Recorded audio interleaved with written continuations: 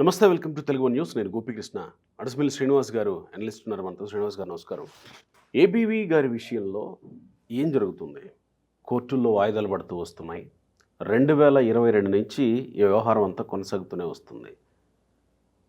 ఈ కోర్టుల్లో వాయిదాలు పడడం, మళ్ళీ పదే యూపీఎస్సీకి వివరణ ఇచ్చుకోవాల్సి రావడం, మళ్ళీ కేంద్రం జగన్మోహన్ రెడ్డి ప్రభుత్వం కేంద్రానికి పంపించడం, కేంద్రం మళ్ళీ పరిశీలించమని యూపీఎస్సీకి పంపించడం, ఇదే తంతు కొన్ని అంశాల్లో కొనసాగుతూనే ఉంది కదా. ఇది ఎక్కడి వరకు ఏ తీరాలకు చేరే అవకాశం ఉంది? మీ పరిశీలనలో ఏముంది ఈ అంశంలో? నిన్న కాక మొన్న పేపర్లో పతాక శీర్షికల్లో వచ్చింది ఏబీ గారి కథ.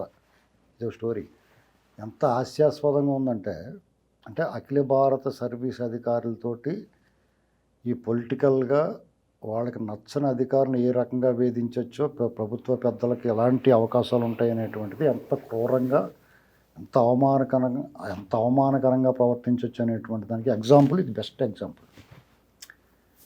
ఈయన ఈ క్రమశిక్షణా చర్యల పేరుతోటి దాని తాత్సారం అనేటువంటిది వాళ్ళ మోడస్ ఆపరాండి ఏంటంటే తాత్సారం అంటారు దీన్ని. లేట్ చేసేయడం, మ్యాక్సిమం లాగడం అన్నమాట. ఏమంటే మ్యాక్సిమం లాగండి అని చెప్తాం కదా. కేసు ఇప్పటికి 2 years అయిపోయింది. 2 years ఏంటి?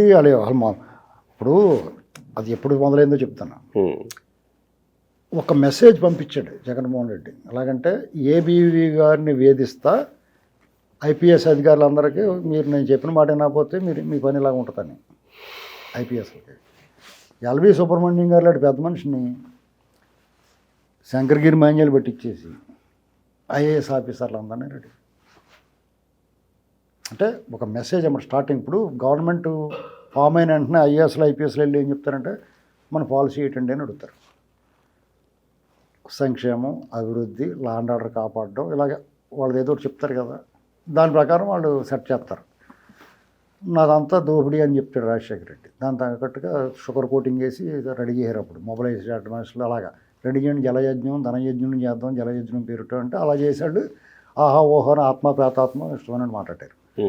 చంద్రబాబు గారు వచ్చిన తర్వాత ఆయన ఏమంటాడు, మొన్న అంత అభివృద్ధి, ఇలా కంపెనీ తీసుకురావాలి, పెట్టుబడులు తీసుకురావాలంటే ఓరు బాబు చంపేస్తాడు బాబు అనుకున్నా కానీ ఆ పని చేశారు. వాళ్ళు ఊపిరి చల్పనివాడు కదా ఆయన. జగన్మోహన్ రెడ్డి వచ్చిన తర్వాత అన్న అన్న అన్న అంటుండే ఈ బలి దొరికేటో మెటలాగా మనకు అనుకున్నారు. వాళ్ళు ఎర్రోళ్ళే కనిపించాడు ఫస్ట్. అప్పుడు మొదలెట్టాడు, విశ్వరూపం చూపించాడు అన్నమాట. మొదట ఏబీవీ గారి మీద పట్టాడు. అంతకుముందే ఆయన ప్రతిపక్షం ఉన్నప్పుడు ప్రతిరోజు ఏబీవీ గారి మీద ఏడ్చిపోయాడు, బోరుమని రోధించిపోయాడు. ఇక అధికారం వచ్చేస్తే ఇంకేముంటుంది. అలాగా ఫస్ట్ టైం 2020 ఫిబ్రవరిలో ఈయన మీద పిచ్చి ఆరోపణలు చేసి ఫాల్స్ ఎలిగేషన్ పెట్టి ఏయో పెగాసిస్ లాంటి ఏయో పరికరాలు కొన్నారు, ఫోన్ ట్యాపింగ్లు అవి చేశారు, వీళ్ళు రహస్యాలు, ప్రభుత్వ రహస్యాలు, రకరకాల ఆరోపణలు చేసి సస్పెండ్ చేశారు. దాని మీద ఈయన సహజంగానే ఈయన తప్పు చేయనప్పుడు భయం ఎందుకుంటుంది.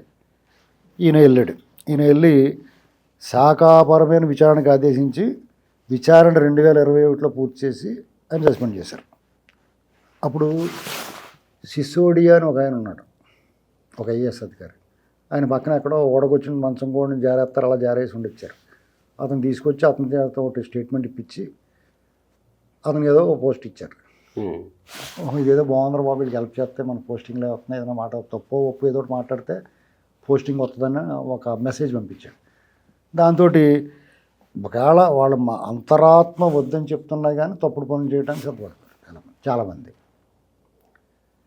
తర్వాత అతను ఈ ఉద్యోగ సంఘాల నాయకుడు ఎవరికో గవర్నర్ గారు అపాయింట్మెంట్ ఇప్పించాడు. సిసోడియా గారు ఆయనకున్న పరిచయాలతోటి అపాయింట్మెంట్ ఇప్పించగానే ఈయన మళ్ళీ టఫా మన వంశం కూడా మళ్ళీ మూల దోశారు. వాళ్ళకి ఎలా ఉందంటే చింతపెక్కలాట ఆడుకుంటారు కదా, అష్టాచమ్మ, అలాగే ఇష్టపడి గళ్ళు మార్చేస్తూ ఉంటారు అన్నమాట ఐఏఎస్ ఐపీఎస్. ఇది చాలా దారుణం. ఈ మాట మాట్లాడాలంటే చాలా బాధగా ఉంది నాకు. అలాగే అష్టాచమ్మాలతో పోల్చాల్సిన పరిస్థితి వాళ్ళు తెచ్చుకున్నారు స్వయం కృతం.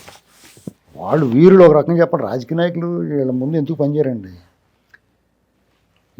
ఏబీ గారి మీద సిసోడియా విచారణ చేసి ఇచ్చిన రిపోర్ట్ పట్టుకుని 21 జూలైలో డిస్మిస్ చేయాలని చెప్పేసి యూపీఎస్సీకి పంపించారు.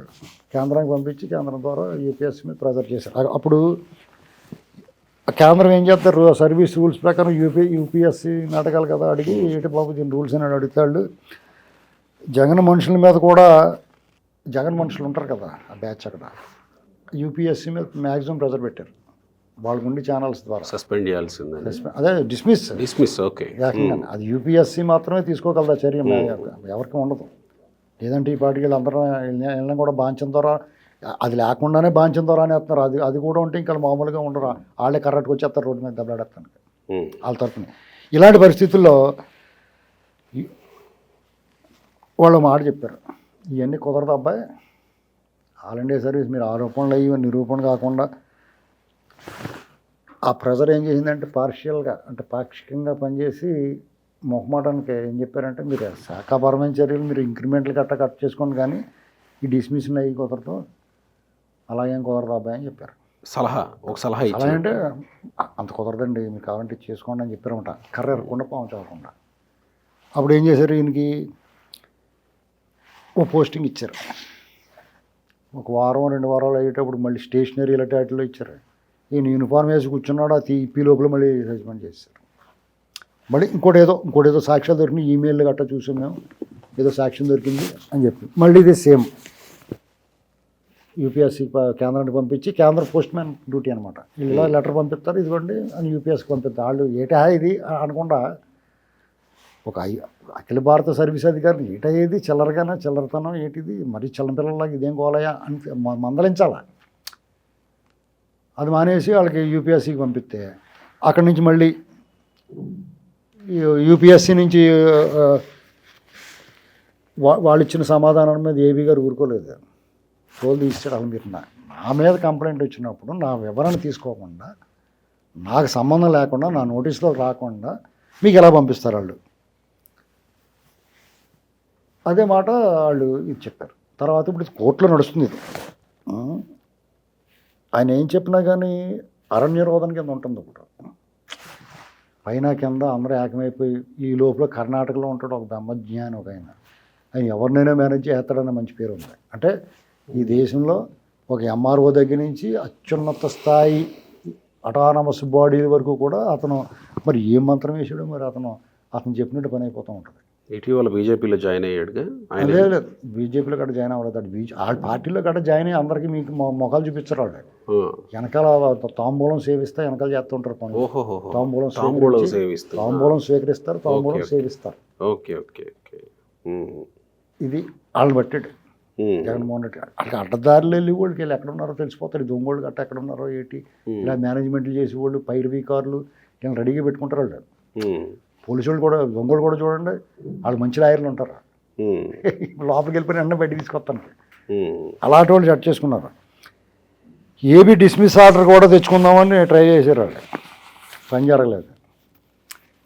ఈయన గట్టిగా ఎదుర్కొన్నాడు, తోలు తీసి ఎండేసాడు. అసలు వాళ్ళని కూడా మొహమాటలేకుండా మీరు ఎలా చెప్తారా ఏంటిదని చెప్పేసి వాళ్ళని కూడా మడతెట్టేసాడు. ఇంకా అప్పుడు వాళ్ళు ఏం చేయలేక వాళ్ళ వ్యాఖ్యానాలు ఏం చేస్తానంటే వీళ్ళనే ప్రశ్నించారు, అసలు మీరు ఎలాగ మాట్లాడతారయ్యా ఈ విషయంలోనూ అది ఇది అని చెప్పేసి. ప్రస్తుతానికైతే వాళ్ళకి వాదన లేదు, బలంగా లేదు. వాదన బలంగా లేక మేము రిటర్న్గా సబ్మిట్ చేస్తాం మొన్న అయింది ఆర్గ్యుమెంట్. కోర్టు కూడా వ్యాఖ్యానాలు అనుకూలంగా, కోర్టులతో వచ్చిన తలకాయ కోర్టు అలాగ ఉందంటే మనకి వ్యాఖ్యానాలు బ్రహ్మాండంగా చేస్తారు. ఏదో న్యాయం జరిగిపోద్దురా బాబు అన్నట్టు. తర్వాత అది డిలే అయిపోతుంది. ఇది ఏం జరుగుతుందో చూడాలి. ఆయనకి మరి మోస్ట్ సీనియర్ కాబట్టి డీజీపీ రేసులో ఆయన ప్రథమంగా ఉంటాడు కాబట్టి ఆయన ఇందులోంచి బయటకు రాకుండా ఇది వాయిదాలు వేయించడానికి విశ్వప్రయత్నం చేస్తున్నారు. అంటే ఒక్క మాట సార్, ఇక్కడ ఇప్పుడు ప్రవీణ్ ప్రకాష్ అనే అధికారి ఉండేవాడు గతంలో 14 నుంచి 19 వరకు. చంద్రబాబుకు అతి దగ్గరగా ఉండేటువంటి అధికారుల్లో ఈయన ముందు వరుసలో ఉండేవాడనే పేరు ఉంది. ఆయన మళ్ళీ జగన్మోహన్ రెడ్డి తీసుకొని ముందు వరుసలో పెట్టుకున్నాడు కదా. సరే, ఏబీవీ గారు ఉన్నారు, ఈయన్ని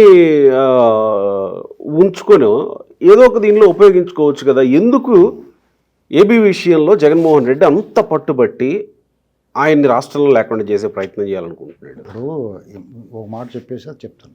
ఇప్పుడు యాక్చువల్గా ఏబీవీ గారి మీద ముందు ఒక డెసిషన్ ఇచ్చేసారు వాళ్ళు, మీరు కావాలంటే ఇంక్రిమెంట్లు అవి కట్ చేసుకోండి అని చెప్పి సెటిల్ అయిపోయినట్టు చేశారు. ఉమ్. వీళ్ళు మళ్ళీ ఇంకొక కేసు పెట్టి వాళ్ళకి పంపించారు.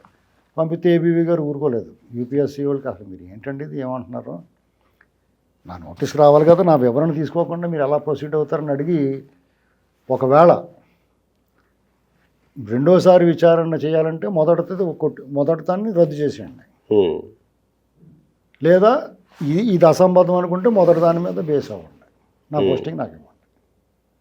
ఇలాగ అడిగేటప్పటికి ఈయన ఊరుకోకుండా మొగమాట లేకుండా కొండబద్దలు కొట్టినట్టు అడిగాడు. నేను చదవాల్సిన తప్పు చేయనోడు భయం ఎంచుకుంటాడు. అవునే కదా, నిజాయితీగా ఉన్నవాడు ఇప్పుడు ఏ కర్ర నగ్గుంటే ఆ కర్రే కాలుతుంది. నిజాయితీగా ఉన్నవాడు భయపడాల్సిన అవసరం లేదు.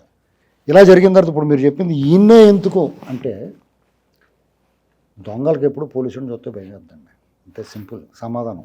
సింగిల్ లైన్, మీరు అడిగిన ప్రశ్నకి సమాధానం సింగిల్ లైన్.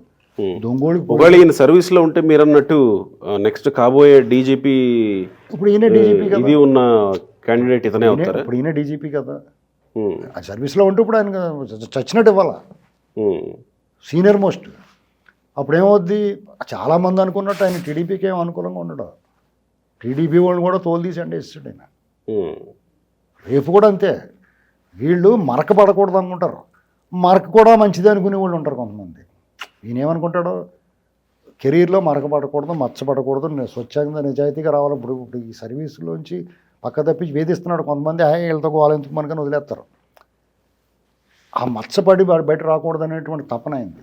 వాళ్ళకి ఏం కావాలండి, కష్టపడి చదువుకున్నాడు, మంచి ఉద్యోగం చేసాడు, నిజాయితీగా పేరు తెచ్చుకున్నాడు. అందుకని నేను ఆయనలో ఉన్న సిన్సియారిటీ నేను దగ్గర నుంచి చూశాను. ఆ మనిషిని కొన్నిసార్లు ఆయన మాట్లాడినప్పుడు ఒక సందర్భంలో ఏదో అవకాశం వస్తే మాట్లాడినప్పుడు ఎక్కడా కూడా వన్ సైడ్గా పార్షియల్గా పక్షపాతంతో ఎప్పుడు మాట్లాడలేదు.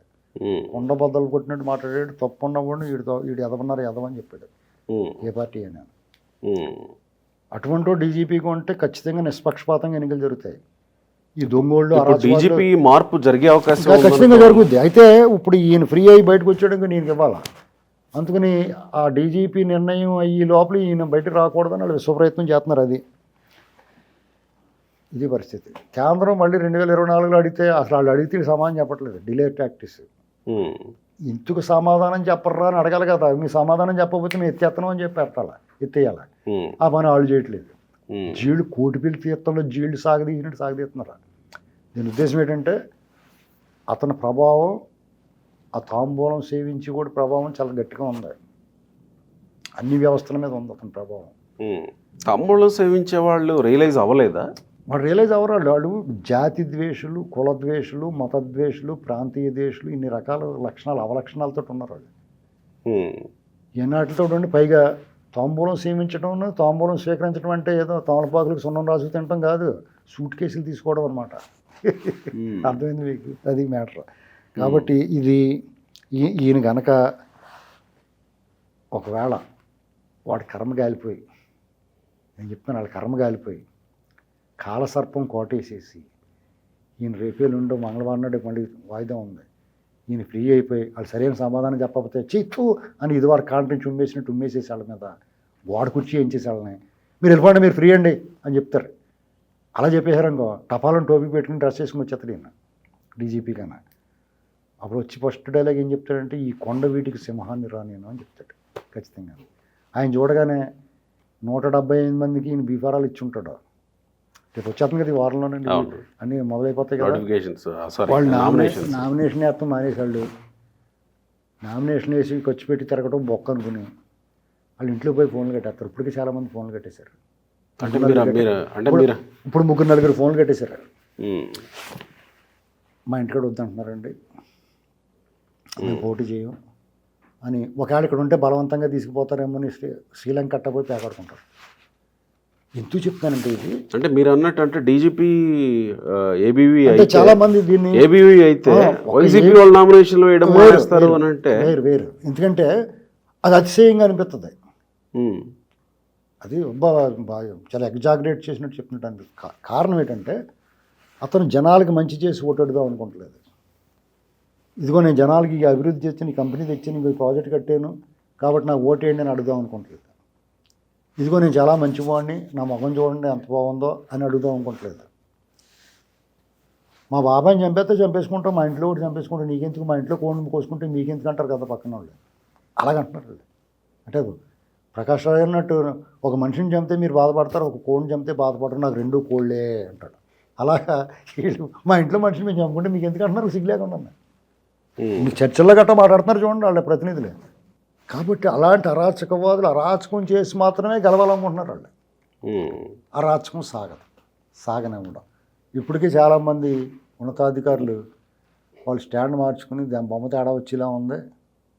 ఆల్రెడీ చంద్రబాబు గారితో టచ్లోకి వచ్చారు, మొన్న ఆ మధ్యన మాట్లాడారు కొంతమంది అన్నారా. ఇప్పుడు రెగ్యులర్గా స్థానిక నాయకులు వాళ్ళకున్న పరిచయాలు మాజీ మంత్రులు వాళ్ళతో టచ్లోకి వచ్చేసి మేము చాలా మంచివాళ్ళం అండి, మీకేం హాని చేయలేదు, మేము న్యూట్రల్గానే ఉన్నాం, కొంతమంది చేసిన వాళ్ళు కూడా బలవంతంగా చేశారు, మీరే వచ్చేలా ఉన్నారు, కంగ్రాచులేషన్స్ అండి అని ఇలాగ. రఘురామకృష్ణరాజు వ్యవహారంలో కీలకంగా వ్యవహరించిన అధికారులు కూడా టచ్లోకి వచ్చారనే మాట వినిపిస్తుంది.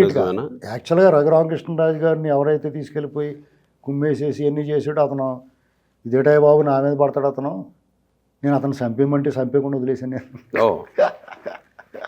నాకు పేరు అనవసరం అన్నారు నా ఇంటర్వ్యూలో కూడా అన్నారు రఘురామకృష్ణరాజు గారు.